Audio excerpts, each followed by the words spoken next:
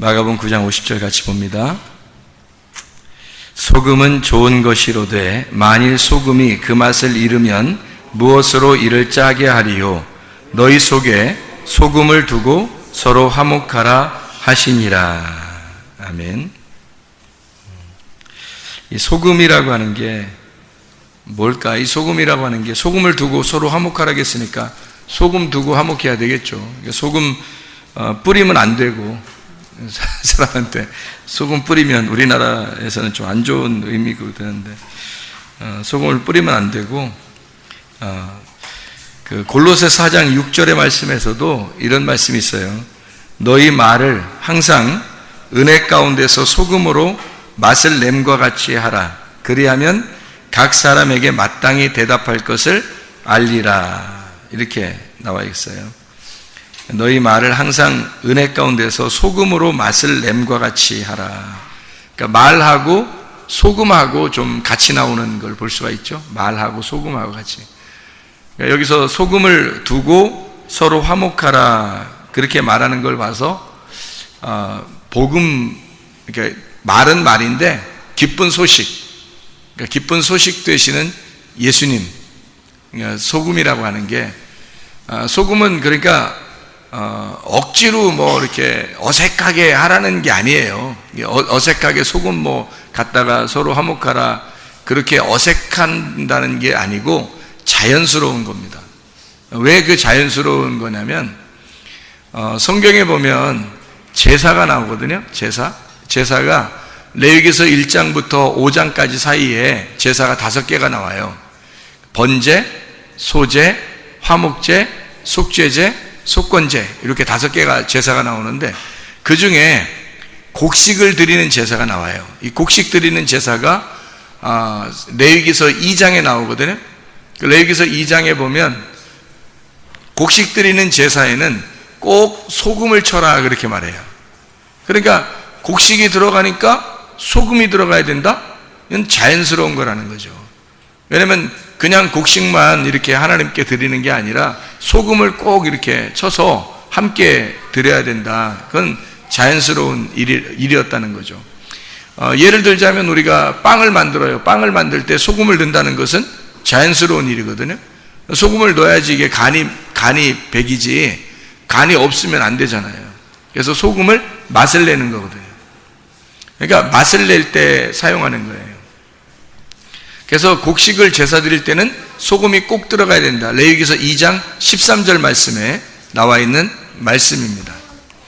자, 그래서 우리가 이게 왜 자연스러움이라고 이야기하냐면, 이거를 왜 자연스러움이라고 얘기를 하냐면요, 이 복음이라고 하는 게 이 소금이라고 하는 거 있잖아요.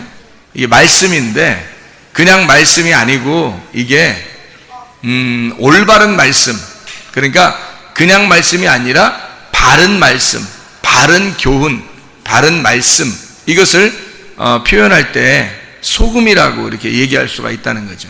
그러니까 그냥 말씀이 아니라 소금을 두고 서로 화목하라는 말은 그냥 아무렇게나 말하면 서로 뭐 화목한다 그런 말이 아니라 복음이라고 하는 좋은 말씀, 바른 말씀을 갖다가 서로 증거해서 그 바른 말씀으로 한 마음이 될 때만 그때 서로 화목하게 될 수 있으니까, 하나님 안에서 화목한 것을 얘기하는 거니까 소금을 두고 화목하라 그렇게 이야기를 하는 거죠. 그래서 소금이라고 하는 게 자연스러움이다. 왜? 하나님께 제사를 드릴 때는 곡식을 드릴 때는 꼭 소금을 쳐야 된다라는 것을 이야기했듯이 하나님도 소금이라는 게 자연스럽게 들어가야 된다는 것을 이야기하는 거죠. 이렇게 자연스럽게 예배를 드릴 때 소금이 들어가야 된다라고 하는 게 억지가 아니라는 거예요. 억지가 아니니까 우리는 이게 어색하고 뭐 힘들고 어렵고 그런 말씀들이 아니라는 거죠.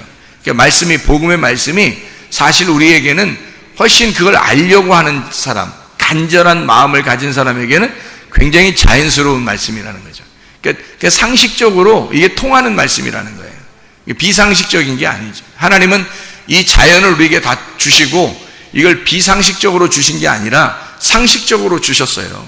그래서 우리가 상식이 통하는 상식이 통하는 세상에서 살고 있다고. 우리가 이 자연을 보면 자연스러움, 그래서 자연스럽다 할 때 자연이란 말이에요. 그래서 사람이 자연스러운 거예요. 소금이 있다고 하는 건 자연스러움입니다. 하나님의 복음이라고 하는 건요, 우리 인간들이 하나님을 바라보려고 하는 사람들은 자연스러운 거예요. 근데 하나님 바라보려고 하지 않은 사람들은 그게 어색한 거예요. 억지가 되는 거죠. 근데 하나님 바라보려고 하는 사람은 자연스러움이 된다. 그 곡식으로 예배를 드린 사람이 있어요. 누굴까요? 가인입니다. 가인이 곡식으로 예배를 드렸어요. 하나님 받아줬어요? 안 받아줬어요? 안 받아줬어요. 아벨이 드린 거는 받았어요? 안 받아줬어요? 받아줬어요. 아벨이 드린 거는 받아줬고 가인이 드린 건 안 받아줬어요. 왜 안 받아줬을까? 가인이 드린 걸? 소금이 안 들어가서 그런 거예요. 소금이. 그러니까 하나님은 원래부터 이 소금이라고 하는 것을, 원래는 하나님은 소금을 넣고 하나님 앞에 드리기를 원했던 거예요. 그러니까 소금이 없이 곡식을 드린 거예요. 그게 이제 우리가 어떻게 그걸 알 수 있냐? 뭘 어떻게 알아요? 레위기 2장 13절에 보면 나오는 거지. 레위기 2장 13절에 보면 그 어린 양을 드릴 때는, 이 어린 양을 드릴 때는 그 피가 같이 들어야 되고요, 곡식을 드릴 때는 소금을 같이 드려야 되는 거예요. 그게 자연스러움이라는 거예요. 하나님의 입장에서는 자연스러운 걸 받는 거예요. 그죠? 아벨은 자연스럽게 어린 양을 드릴 때 피를 드린 거고 함께, 곡식을 드리는 가인에게서는 자연스러운 게 뭐예요? 소금을 같이 드려야 되는 거예요. 그래야 하나님이 받아주시는 걸. 레위기상 13절에 나와 있는 얘기니까, 그러니까 아는 거지. 성경에서 써놓은 거니까 아는 거죠. 뭐 사람이 얘기하는 거 아니잖아요. 우리가 그냥 추측을 하는 거 아니잖아요. 성경에 써 있으니까 그걸 아는 거란 말이에요. 그 아담이라고 하는 사람이 원래 농사 졌어요, 안 졌어요? 농사 졌어요. 근데 에덴 동산에서 농사 졌는데 농사를 져본 적이 있어요, 없어요? 성경 그 창세기 2장에 아담이 만들어지거든요. 창세기 2장에. 그리고서 2장에 아담을 왜 만들었다고 나와요? 창세기 2장 5절에 농사하게 하려고 아담을 만들었다는 거예요. 농사라는 게 아바드고, 그게 아바드라 예배 드린다는 거거든요. 그러니까 예배 드리려고 아담을 만들었는 거예요. 그러면 창세기 2장에 아담이 예배 드려본 적이 있나요? 농사를 지어본 적이 있나요? 아무것도 안 맞는 거예요. 그래서 이게 아무것도 안 하고 가만히 있으니까 하나님이 하와를 만들어서 선악과를 먹으라는 거예요. 그러면은 하와를 만들어서 기껏 너를 도와줄 거야 그러면서 돕는 배필을 만들어서 너를 도와줄 거야 해서 만들어 놨더니 기껏 선악과를 먹게 만들어요. 그러면 거기서 2장과 3장에서 아담이 농사를 지은 것이 있냐고요? 없어요. 농사 짓는 게 뭐였냐면 선악과 따먹는 게 농사 짓는 거였어요. 그러니까 누구를 통해서 선악과를 먹은 거예요? 하와를 통해서, 자기 아내를 통해서 선악과를 먹은 게 그에게는 농사고, 그게 예배였단 말이에요. 그러니까 예배를 드렸는데 그게 뭘 먹었다고요? 선악과를 먹었다고요. 그러니까 예배를 드리는데 뭘 먹어야 되냐면 생명나무를 먹어야 되는 거거든요. 생명나무를 먹어야 되는데 예배가 잘못된 거란 말이죠. 그러니까 아담과 하와가 예배가 잘못된 거예요. 선악과 먹은 거니까. 생명나무를 먹어야 되는데 선악과를 먹어버렸잖아요. 그러니까 잘못된 거라고. 근데 하나님은 그 잘못된 아담과 하와를 위해서 주님이 오셔가지고 그 대신 그 쓴물을 빨아들이고 자기가 죽으시고, 그리고 그들에게 단물로 주시려고, 구원을 주시려고 하는 하나님의 계획이니까 그들을 용납한 거예요. 받아들인 거라는 거죠. 예배는 실패한 거예요. 아담과 하와가 창세기 3장에 예배가 실패한 거예요. 그들에게 농사지라고 만들어 놨더니 그들이 농사진 것도 없어요. 예배 드려본 적이 없어요. 기껏 한 게 다 선악과 먹은 거예요. 하와를 만들어줘 도와주라 했더니 선악과 먹자 한 거예요. 그러니까 아무것도 한 게 없고, 우리가 성경을 보니까 선악과 먹은 것밖에 농사진 게 없더라는 거예요. 그러면 어떻게 선악과를 먹게 됐어요? 누구 때문에? 하와 때문에. 그러면 하와가 먹었을 때 하나님이 하와한테 나타났어요? 아니면 아담이 먹었을 때 나타났어요? 아담이 먹었을 때 나타나요. 그럼 처음부터 하와가 먹을 때부터 막아놓으면 되잖아요, 하나님이. 근데 안 막는단 말이에요.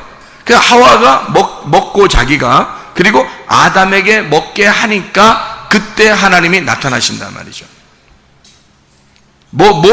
어떻다는 거예요? 뭐 했다는 거예요? 어떻게 한 거예요? 선악과를 먹은 게 예배라고 그랬어요. 선악과를 먹은 게. 왜냐면 아담과 하와는 선악과를 먹어본 적이 없어요. 그 전에 먹어본 적이 없어요. 먹어본 적이 없다가 선악과를 먹으면서 드디어 자기들을 발견한 거예요. 그러니까 하나님은 그걸 원하는 거죠. 그런데 그냥 먹었어요? 누가 먹여줬어요? 누가 먹으라고 했어요? 먹으라고 했어요. 하와는 누가 먹으라고 했어요? 뱀이 먹으라고 했어요. 뭐 뱀은 어떻게 보면 어디에 갑자기 어디서 나타난 거예요? 땅에서 갑자기 어디서 나타났어요, 그죠? 어디에 있던 거예요, 뱀이? 선악과를 먹으라고 선악과를 쳐다보면서 얘기해 준 뱀이에요. 그러면 선악과는 어디에 있었던 거예요? 선악과는 창세기 2장에 보면 어디에 있어요? 어디 중앙에 있다 그러잖아요. 어디 중앙? 에덴 동산 중앙에 있는 거죠. 에덴 동산 중앙에 선악과가 있었는데 그 선악과를 먹으라고 뱀이 선악과 밑에서 나타난 거예요. 그러면 뱀은 어디에 있었던 거예요? 에덴 동산이라는 성전에 선악과에 같이 있었던 거죠. 뱀이. 그렇죠? 그러니까 우리가 그 뱀이라고 하는 걸 너무 이렇게 악하게만 보지 말라겠어요. 뱀이 뭔가 우리에게 가르쳐 주는 게 있다 그랬어요. 그래서 뱀을 나하시라고 그래요. 가르치는 자입니다. 가르치는 자. 뱀은 슬기로우면서 가르치는 자예요. 우리에게 뱀을 통해서 우리에게 가르쳐 주려고 했던 거예요. 하와에게 하와가 몰랐으니까, 하와가 그 하나님에 대한 약속을 몰랐으니까 뱀이 와서 가르쳐 주는 거예요. 그래서 하와가 먹게 된 거고, 그가 아담에게 이제 먹게 해준 거거든요. 그러면 결국 아담이 먹게 된 건 누구 때문에 먹었냐면 하와 때문에 먹은 거예요. 하와는 뱀 때문에 먹었지만 결국 하와가 먹었을 때는 하나님이 나타나지도 않았어요. 그건 죄 취급도 안 했어. 하와하고 얘기한 게 아니거든. 하나님은 아담하고 얘기했었거든요. 처음에 약속을 아담하고 했으니까 하와가 먹었을 때 나타나지도 않아요. 근데 아담이 먹었을 때는 약속을 어긴 거니까, 그러니까 아담이 먹었을 때는 나타났죠. 자, 보세요. 아담이 먹은 것은 누구 때문에 먹었어요? 하와 때문에. 하와 때문에 먹었다고 하는 것은 지금 아담이 선악과를 먹어야 한다는 것은 성경에서 정해진 거란 말이에요. 성경에서 창세기서에 선악과를 먹은 것이 정해져야 요한계시록의 생명나무를 먹게 돼 있어요. 그리스도를. 그래서 선악과를 먹는 것이 정해진 하나님의 그 순서였단 말이에요. 하나님의 계획, 질서인데 그 선악과를 먹어야 되는데 그 먹는 것이 하나님의 계획이었다면 선악과를 먹는 게 아담으로서는 최고의 일이란 말이에요.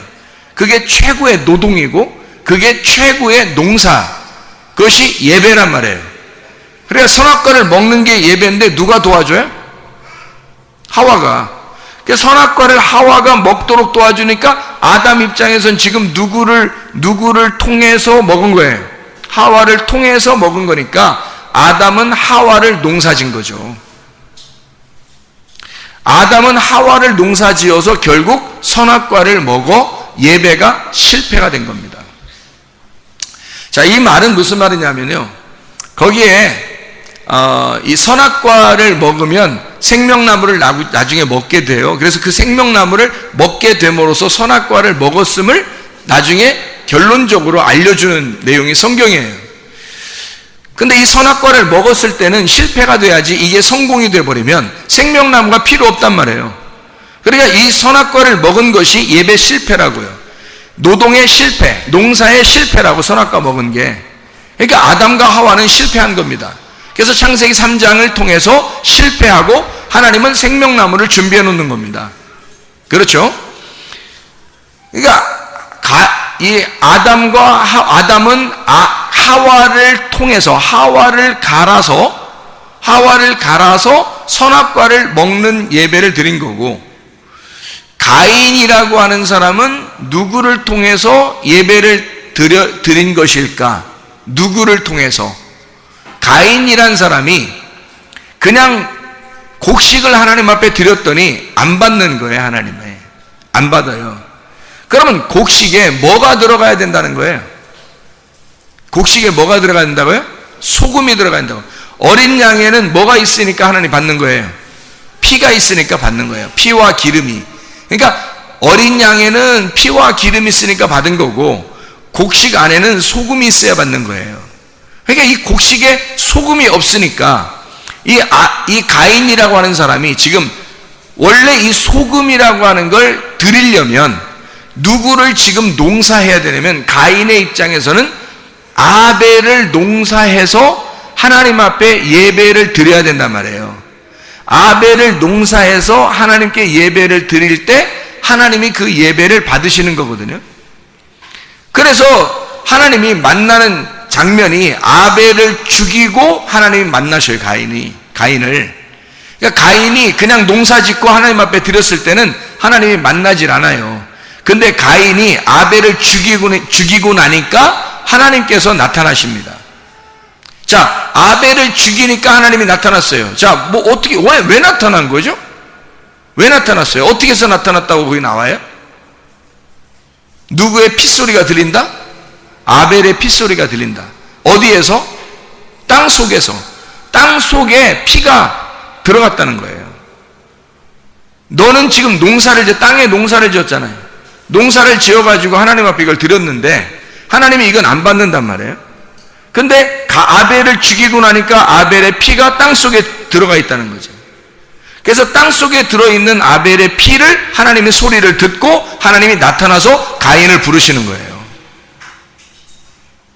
그러면 땅이라고 하는 건 뭐가 있을 때 속죄가 일어난다? 피가 있을 때 이 땅에 속죄가 일어난다. 예수님이 십자가 못 박혀 돌아가실 때 피를 흘리셔서 어디로 떨어졌겠어요? 땅에 떨어진 거죠. 땅에 떨어져 땅을 정결케 하는 거란 말이에요.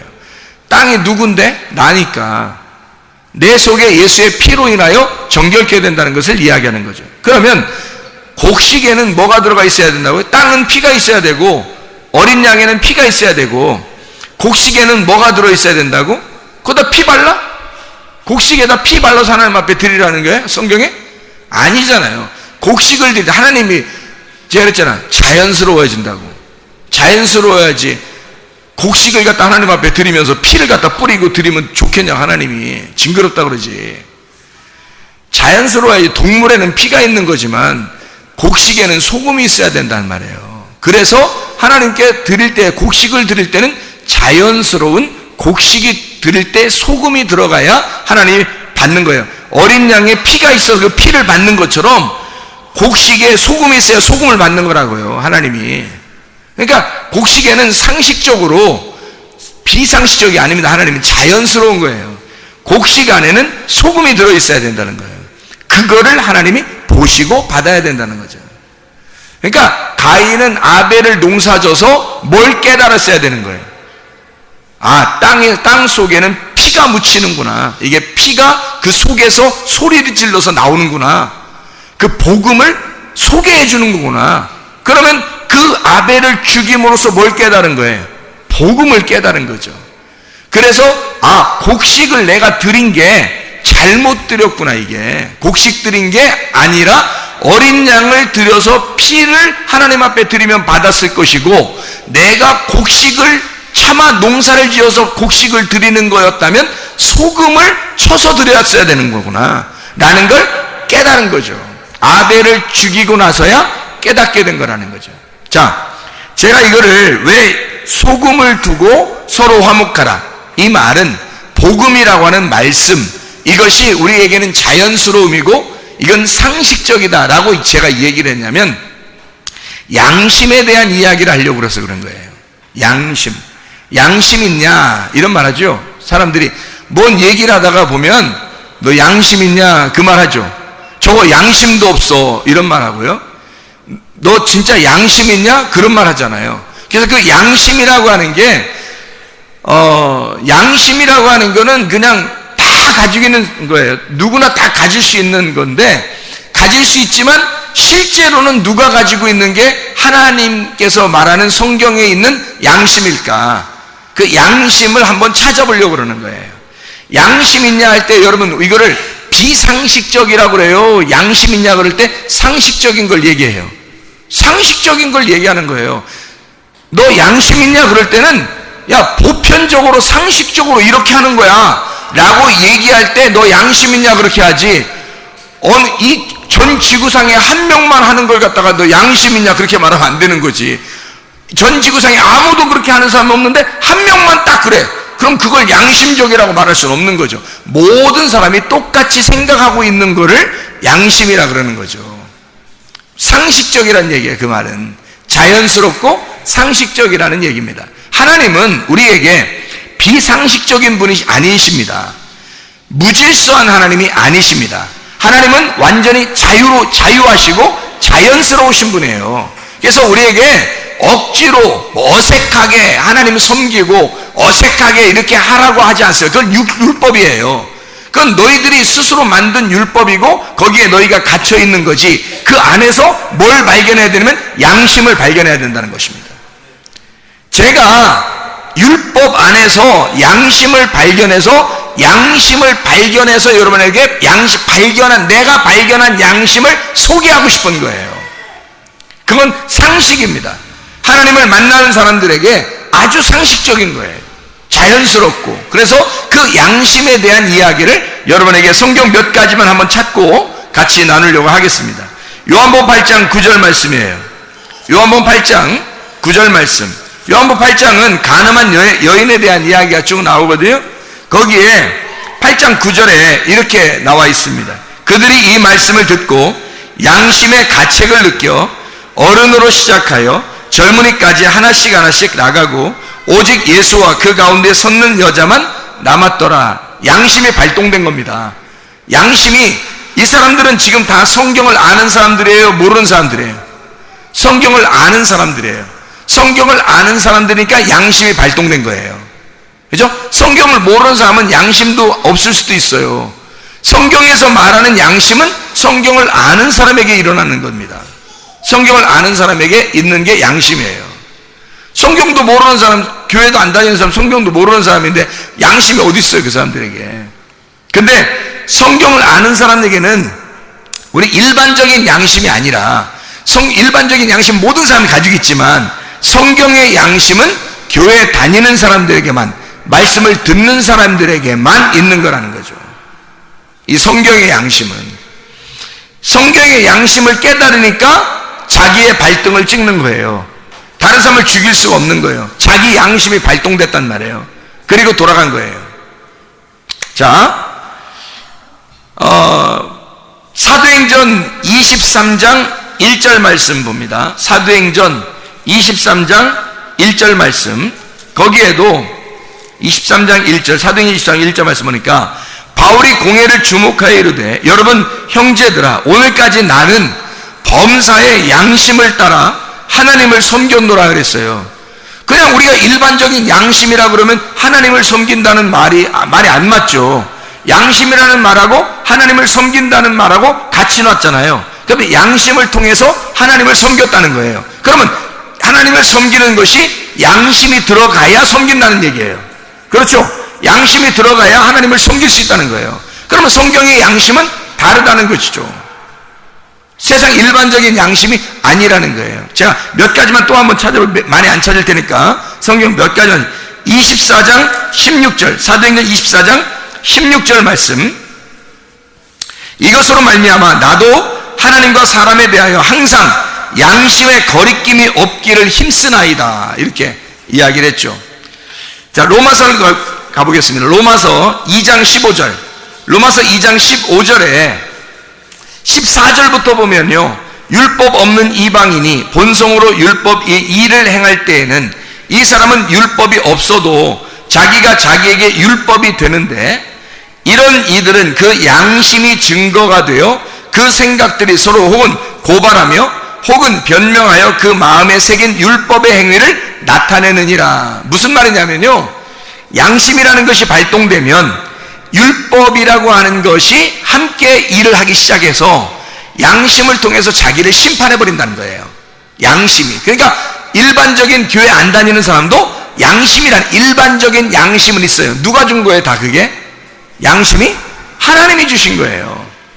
하나님이 다 이방인들에게도 양심을 주셨기 때문에 그 사람들은 율법이 없어요. 율법이 없는데도 양심상 안 되는 거예요, 이게. 일반적인 도덕적인 양심으로도 이게 율법이 발동된단 말이에요, 이게. 하물며 교회 다니는 사람들의 율법으로 양심이 발동된다는 것은 하나님의 일하고 연결되는 거죠. 선한 양심이라 그래서 바울은 선한 양심이라고 그래서 그렇게 고백을 해요. 자, 우리 성경 로마서 9장 1절입니다. 로마서 9장 1절. 내가 그리스도 안에서 참말을 하고 거짓말을 아니하노라. 나에게 큰 근심이 있는 것과 마음에 그치지 않는 고통이 있는 것을 내 양심이 성령 안에서 나와 더불어 증언한다 그랬거든요. 성령 안에서 양심이 함께 증언한대요. 그러니까 성령과 양심이 같이 있는 것을 볼 수 있죠. 양심과 성령이 같이 있는 거예요. 예, 그러니까 이 마음은 독특하게 하나님이 주신 마음이라는 거예요. 이게 양심이라고 하는 겁니다. 자, 로마서 13장 5절 말씀이에요. 13장 5절 말씀 보면요, 그러므로 복종하지 아니할 수 없으니 진노 때문에 할 것이 아니라 양심을 따라해라 그 말이에요. 그러니까 너 혼날 것 같아서 양심적으로 살아라는 말이 아니라 양심을 따라 그냥 행동하라는 거예요. 너 하나님의 진노가 있으니까 그렇게 복종하고 이렇게 하는 게 아니라 양심을 따라서 복종해라는 거예요. 양심적으로 복종해라 그 말이거든요. 자, 이제 슬슬 이게 양심이 좀 가까워지고 있습니다. 디모데전서 1장 5절 말씀입니다. 디모데전서 1장 5절 말씀 보면요, 1장 5절, 이 교훈의 목적은 청결한 마음과 선한 양심과 거짓이 없는 믿음에서 나오는 사랑이라. 이 교훈, 이게 바른 교훈인데요, 말씀의 바른 교훈, 복음이라 그랬죠. 그것이 청결한 마음과 선한 양심과 거짓이 없는 믿음에서 나오는 사랑이래요. 그러니까 소금이라고 하는 것은 아주 자연스럽다 그랬죠. 소금은 자연스러움을 얘기하는 거예요. 소금을 맛을 이렇게 딱 이렇게 집어넣잖아요. 그러면 소금은 온데간데 없어요. 그 소금이 어디로 들어가 있어요? 예, 배추나 이런 거 절일 때 소금을 갖다 이렇게 집어넣잖아요. 그러면 배추 절일 때 소금 집어넣어. 어느 날 소금을 찾으면 소금이 있어요, 없어요? 못 찾죠. 뭐만 있어요? 배추만 있어요. 그 김치가 돼 있어요. 그러니까 이게 소금이 그 안에 들어가 있는 거예요. 소금이 그 안에 들어가 있어요. 그러니까 이 속에 들어가서 자기 소금이 죽음으로써 배추를 살려버린 거예요. 배추의 맛을 살려버린 거란 말이에요. 그러니까 이것은 소금이 들어가고 거기서 죽고 그 속에서 맛을 내는 건 자연스러운 일이었단 말이에요. 소금을 집어넣는 자체가 자연스러움이었단 말이에요. 그러니까 이 양심이라고 하는 게 억지로 하는 게 아니라고. 이게 하나님이 우리에게 주신 양심은 억지로 하나님의 일을 하고 억지로 하나님 바라보고 예배드리고 이러라는 게 아니에요. 이것은 소금을 치는 것과 같은 거라는 거야. 소금을 치는 것과 같이 이렇게 자연스러운 복음이라는 겁니다. 그러니까 이게 하나님의 사랑인 거죠. 그래서 여기서도 청결한 마음과 선한 양심과 거짓이 없는 믿음에서 나오는 사랑이래요. 그게 뭐라고요? 양심적인 거예요. 그 양심적인 건 자연스러움이고 자연스러운 건 소금이고 그건 복음이라는 거예요. 그래서 그 복음이라고 하는 양심이 우리의 속에 들어오는 것은 자연스럽게 하나님이 우리에게 주시려고 하는 소금과 같다는 거예요. 자, 또 봅니다. 디모데전서 1장 19절 말씀이에요. 믿음과 착한 양심을 가져라. 어떤 이들은 이 양심을 버렸고 그 믿음에 관하여는 파선하였느니라. 아유, 양심도 깨질 수가 있네요. 양심도 깨질 수가 있어요. 그러니까 믿음과 착한 양심이 같이 나오죠. 그럼 믿음하고 양심이라는 게 같이 활동하는 거라는 거예요. 그러면 착한 양심, 선한 양심, 착한 양심이라고 하는 건 믿음하고 함께 공존해서 일을 하는 거라는 거예요. 그럼 여러분이 믿음이 있다 그러면 반드시 뭐가 있어야 된다는 거예요? 착한 양심이 있어야 된다는 거죠. 그러니까 사람들이 가지고 있는 양심적으로 해, 그건 뭐 당연히 있어야 되는 거고. 자, 남편이 아내에게 대할 때 양심적으로 대해야 되겠죠. 아내가 남편을 대할 때 양심적으로 대해야 되겠죠. 그 양심보다 훨씬 더 중요한 성경 기절이 착한 양심이에요. 그런데 이 착한 양심은 뭐하고 함께 일한다고요? 믿음하고 함께 일한다고요. 그러니까 그냥 착하게 양심으로 대하는 게 아니라 착한 양심으로 대하고 착한 양심은 믿음과 함께 대하라는 거예요. 그것이 하나님의 양심이라는 거예요. 우리의 양심이 아니고, 그러니까 우리 양심을 얘기하려고 성경을 썼겠냐고, 너 양심적으로 살아라고. 그게 아니라 양심적인 건 하나님이 주신 건데, 그 하나님이 주신 이것은 소금과 같이 자연스럽게 흘러 들어와야 된다는 거지, 우리한테. 이것이. 근데 그게 믿음과 함께 들어오는 거라는 거죠. 그게 착한 양심이라고 하는 겁니다. 자, 디모데전서 3장 9절 말씀입니다. 깨끗한 양심에 믿음의 비밀을 가진 자라야 할지니. 감독이 그렇고 집사가 그래요. 이게 어떤 사람이냐면, 감독이나 집사는 교회에서 깨끗한 양심에 믿음의 비밀을 가지고 있어야 된다는 거예요. 그러면 깨끗한 양심과 믿음의 비밀이 함께 나오네요. 이렇게 같이 나오잖아요. 그러니까 믿음이 있다고 하면서 양심적이지 않거나, 제가 옛날에 양심적이지 못했어요. 제가 옛날에 양심적이지 못했다고. 그 내가 양심적으로 바뀌니까 이젠 알겠는 거예요. 무슨 말인가, 이게 성경이 무슨 말인가 알겠는 거예요. 믿음이 들어오니까 양심이 들어오더라는 거예요. 나한테 하나님의 양심이 내게 들어오더라는 거예요. 믿음이 들어오니까 하나님의 양심이 들어오더라는 거예요. 그래서 알게 된 거예요. 이게 저는 양심적이지 않았습니다. 일부러도 양심적이지 않게 생활하려고 한 적도 많았어요. 그러면서도 나 예수님 믿었으니까 천국은 어느 날 가겠지, 이렇게 비양심적으로 또 생각도 했어요. 그렇게 살던 사람인데, 믿음을 갖게 되니까, 은혜를 받아 회개하고 믿음을 갖게 되니까 양심이 들어오더라는 거예요. 나도 모르게 착한 양심이 들어오더라는 거예요. 그러니까 이 속에서 바뀌어 있는 거예요. 뭔가 달라요. 뭔가 이상하게 달라진 거야. 내가 나를 봐도 달라진 것 같고, 주님 앞에 이렇게 교제해도 다르고요. 주님과 교제하는 게 뭘로 교제하겠어요? 말씀으로 교제하는 거죠. 달라요, 이상하게. 그러니까 믿음과 양심이 함께 있더라는 얘기입니다. 자, 우리 베드로전서 2장 9절 말씀, 베드로전서 2장 9절 말씀. 그러나 너희는 택하신 족속이요 왕같은 제사장들이요 거룩한 나라요 그의 소유된 백성이니, 이는 너희를 어두운 데서 불러내어 그의 기이한 빛에 들어가게 하신 이의 아름다운 덕을 선포하게 하려 함이니라. 베드로전서 3장 16절 봅니다. 베드로전서 3장 16절. 선한 양심을 가져라. 이는 그리스도 안에 있는 너희의 선행을 욕하는 자들로 비방하는 일에 부끄러움을 당하게 하려 함이라. 선한 양심을 가지라. 너가 베드로전서 2장 9절에 너는 택하신 족속이고 왕같은 제사장들이고 거룩한 나라 하나님의 소유가 된 백성이니까 널 어두운 데서 불러낸 것은, 네가 그 기이한 빛에 들어간 것은 아름다운 덕을 선전하게 하려고, 너를 통해서 소금을 고르게 분배함으로써, 그 복음을 고르게 분배함으로써 화목시키려고 하는, 서로 하나가 되게 하려고 하는 너의 선한 양심으로, 그냥 사람들이 말하는 양심적이라는 도덕적인 그런 얘기가 아니라 진짜 하나님의 선한 양심으로 서로 소금을 뿌려서 함께 그 소금으로 화목하게 만드는 양심이 네 속에 들어와 하나님의 아름다운 덕을, 복음을 소개하고 선전하게 하려고 너를 어두운 데서 불러냈다는 겁니다. 그러니까 우리는 하나님의 선한 양심이 있어야 되는 거죠, 우리 속에. 그래서 베드로전서 3장 여기에 지금 16절에 선한 양심을 가져라 그렇게 말하는 거예요. 선한 양심, 분명히 선한 양심이 있다니까요. 제가 그걸 경험했어요. 제가 그걸 경험했다고. 선한 양심이 분명히 있다고요. 그래서 선한 양심이라고 하는 것을 제가 발견했기 때문에, 그걸 선한 양심을 경험했기 때문에 제가 이거를 부인할 수가 없는 거예요. 그래서 그걸 소개하는 겁니다, 여러분에게.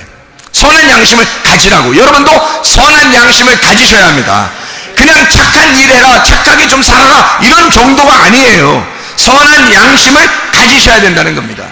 베드로전서 3장 21절, 베드로전서 3장 21절 말씀. 물은 예수 그리스도께서 부활하심으로 말미암아 이제 너희를 구원하는 편이 곧 침례라.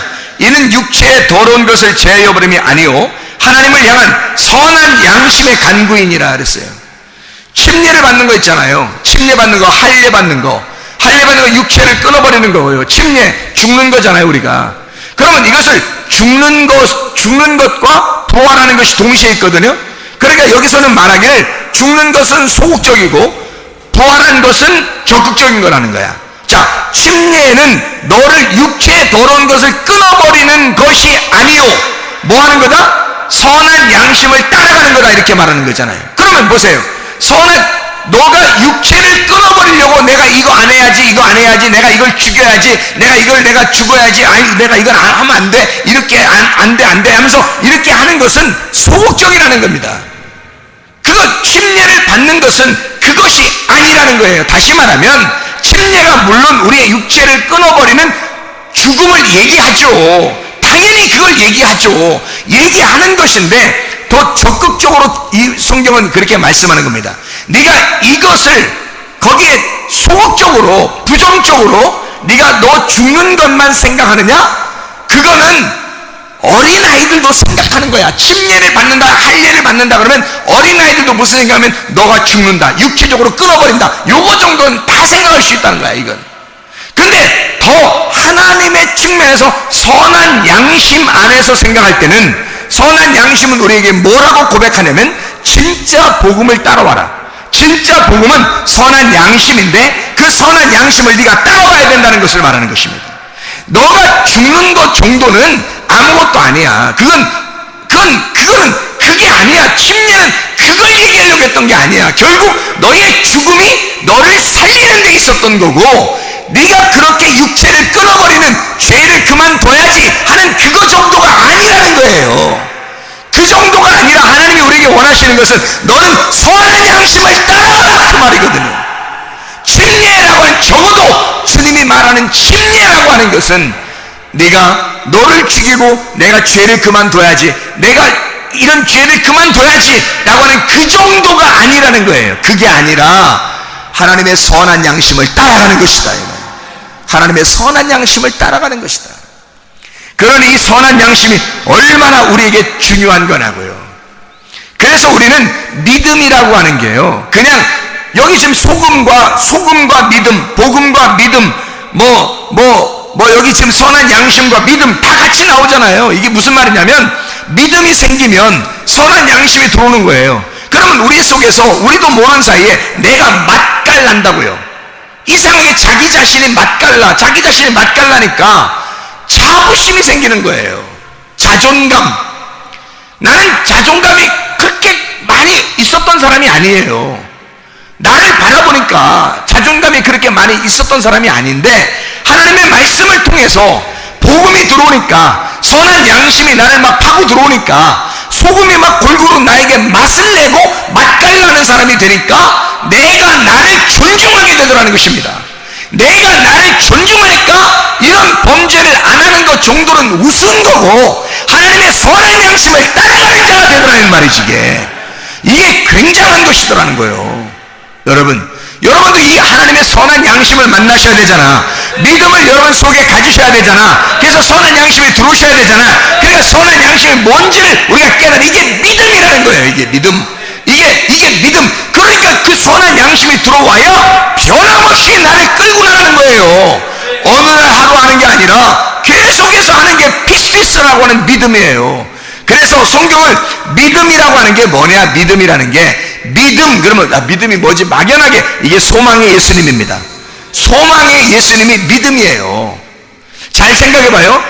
히브리서 11장에 보면요, 히브리 11장 1절부터 4절에 보면 믿음은 바라는 것들의 실상이요 보지 못하는 것들의 증거다 그랬잖아요. 그러면 바라는 것과 보지 못하는 것은 다 뭐예요? 안 보이는 거잖아요. 안 보이는 거니까 여기 지금 현실로 내가 보이는 게 아니잖아요. 보이는 게 아니, 믿음이라는 건 보이는 게 아니라는 거야. 안 보이는 거라는 거야. 그럼 뭐예요? 안 보이는 거니까 소망이죠. 안 보이는 거니까. 자, 그러면 우리가 이것을 한번 찾아볼까요? 로마서 한번 8장을 한번 찾아봐요.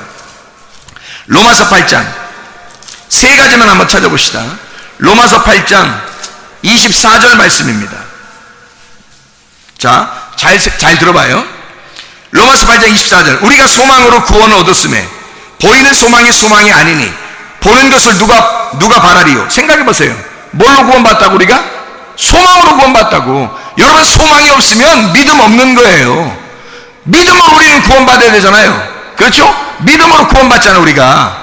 너희가 그 은혜를 인하여 믿음으로 말미암아 구원 얻었나니, 에베소 2장 8, 9절의 말씀이죠. 그런데 여기는 지금 소망으로 구원 얻는다는 거잖아요. 바라는, 보이는 것이 아니라 바라는 것을 보는 것을 누가 바라려고 그러잖아요.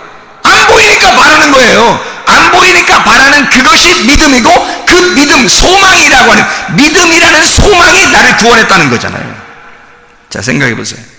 로마서 12장 12절. 로마서 12장 12절. 소망 중에 즐거워하며 환난 중에 참으며 기도에 항상 힘쓰며. 소망 바꿔서 믿음. 바라는, 보이지 않는 것들, 그 믿음이라는 보이지 않는 거, 이 소망이란 말이에요. 로마서 15장 4절 말씀. 무엇이든지 전에 기록된 바는 우리의 교훈을 위하여 기록된 것이니 우리로 하여금 인내로 또는 성경의 위로로 소망을 가지게 함이니라. 아니, 우리 믿음을 가져야 천국가잖아요. 영혼의 구원받잖아. 베드로전서 1장 9절에 믿음으로 너희의 영혼의 구원을 받는 거잖아요. 그런데요, 여기서는 소망을 가지게 하려 합니다. 성경의 위로로 소망을 가지게 하려 합니다. 소망을 갖게 하려고 우리를 부르신대요. 소망을 갖게 하려고. 그 믿음이거든요.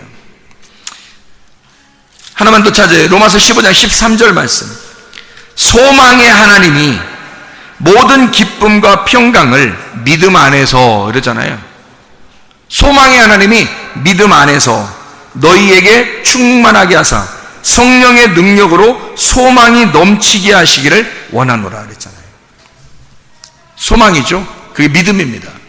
믿음과 소망은 같이 나오는 거예요. 그래서 그것이 복음이고 소금이고 선한 양심이라는 겁니다. 선한 양심이라고 하는 것이 슈네이데시스라는 단어거든요. 슈네이데시스. 이 슈네이데시스라고 하는 것은 공통적으로 함께 도덕적인 어떤 의식을 갖는 참된 진리를 말합니다. 옳은 분별력을 선한 양심, 슈네이데시스, 양심이라 그렇게 말해요. 그러니까 밖에 있는 사람들이 얘기하는 게 아니라 진리를 가지고 하늘적인 땅의 지각이 아니라 하늘적인 지각을 갖는 거, 하늘적인 지각을 갖는 걸 선한 양심이라 그러는 거예요. 사람들은 누구나 다 양심을 가지고 있어요. 너 양심 있냐? 그렇게 말하잖아요. 그런데 하나님이 주시는 양심이 있다고. 그거를 여러분과 제가 가지고 있어야 된다고요. 제가 그것이 없었는데 믿음을 가지니까 소망이 있고, 소망을 가지니까 믿음이 있는 거예요. 소망과 믿음이 함께 같은 거였다는 거죠.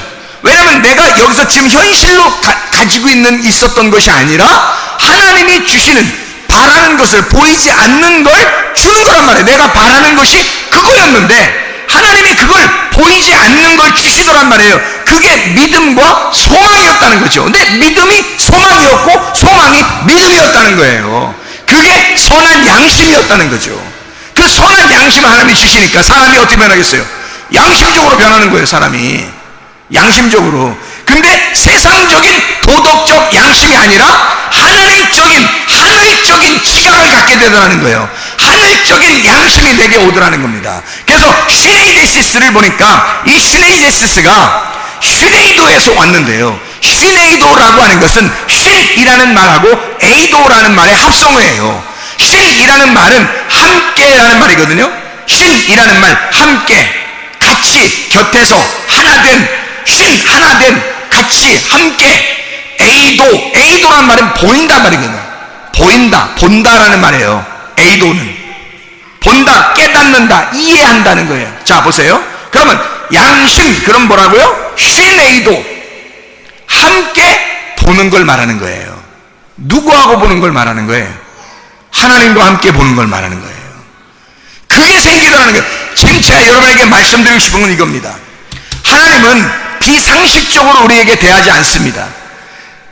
아주 자연스럽고 아주 상식적으로 우리에게 대하신다는 거죠. 곡식에는 소금이 들어가야 하는 것처럼, 동물에는 피가 있는 것처럼 하나님이 받으시는 것도 억지로 이상한 걸 받고 그러지 않는다는 말입니다. 하나님은 그 복음의 말씀이 우리에게 선한 양심이 되어 하늘의 지각이 내려오게 하고, 그 하늘의 지각이라는 그 양심은 반드시 우리에게 뭘 알게 하느냐면 하나님과 함께 보는 눈을 주시는 거예요. 하나님과 함께 깨닫게 하는 눈을 주시는 거예요. 그게 왔다는 겁니다. 저에게 그게 내가 회개하고 은혜를 하나님 앞에 구하니까 주님이 믿음이라는 걸 주시고 소망이라는 걸 주시더라는 말이야. 함께 뭐가 왔냐면 시레이도라는 양심이 오더라는 거예요.